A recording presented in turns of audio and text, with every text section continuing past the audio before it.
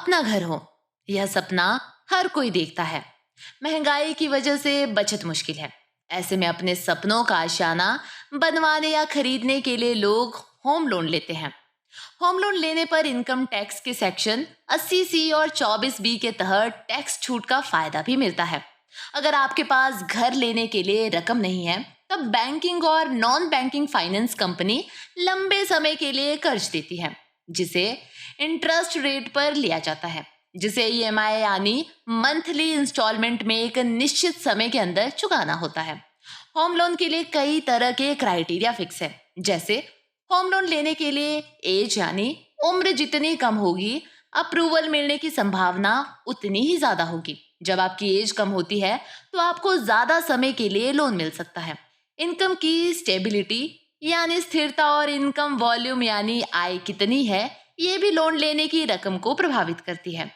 चाहे आप नौकरी करने वाले एम्प्लॉय हो या सेल्फ एम्प्लॉयड हो, आपके पास इनकम का परमानेंट सोर्स होना चाहिए। हाई क्रेडिट स्कोर और अच्छे रीपेमेंट रिकॉर्ड से आपका लोन अप्रूव होने में आसानी होगी।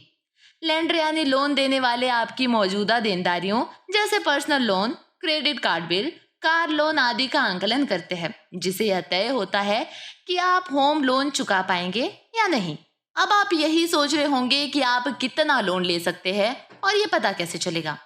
तो जवाब है कि होम लोन का प्रोसेस शुरू करने से पहले इस बात का आकलन करें कि आपकी इनकम कितनी है, क्योंकि होम लोन लेने की योग्यता उसे चुकाने की क्षमता पर डिपेंड करती है। आपकी मंथली इनकम, खर्च और फैमिली इनकम, प्रॉपर्टी, देनदारी, इनकम में स्थिरता पर लोन डिपेंड करता है। जितनी इनकम उतना लोन। हर महीने आपके हाथ में जितनी ज्यादा रकम आती है, आपके होम लोन की रकम उतनी बढ़ जाएगी। आमतौर पर कोई बैंक या कर्ज देने वाली कंपनी यह देखती है कि आप मंथली इनकम का 50% होम लोन की इंस्टॉलमेंट के रूप में दे पाएंगे या नहीं। होम लोन के पीरियड और इंटरेस्ट पर भी लोन अमाउंट डिपेंड करता है। इसके अलावा बैंक होम लोन के लिए उम्र की ऊपरी सीमा भी फिक्स करते हैं।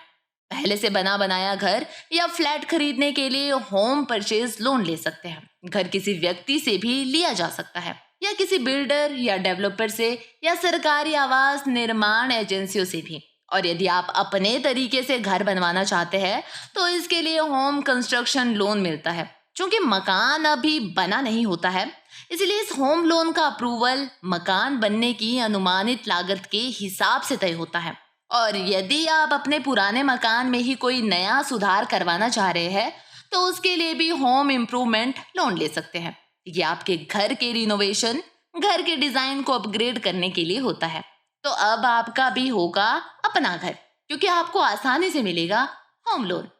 Nation speaks bureau report.